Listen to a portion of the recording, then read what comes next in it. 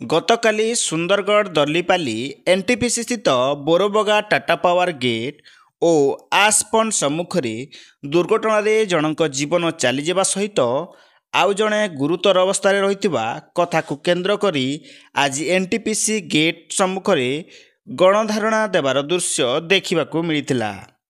ମୃତକ ଜଣକ ବିସ୍ଥାପିତ ସହ ତାଙ୍କ ନାମ କିଶୋର ଖଡ଼ିଆ ବୋଲି ସୂଚନା ମିଳିଛି। ଆଉ ଅନ୍ୟ ଜଣଙ୍କର ଜୀବନ ସଙ୍କଟାପନ୍ନ ଥିବା ବିଶେଷ ସୂତ୍ରରୁ ପ୍ରକାଶ।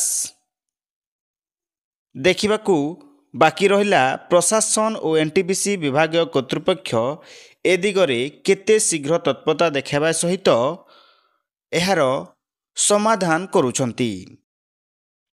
ଗ୍ରାଉଣ୍ଡ ଜିରୋରୁ ରାଜୁ ପଟେଲଙ୍କ ରିପୋର୍ଟ, ସନ୍ଧ୍ୟା ନ୍ୟୁଜ୍।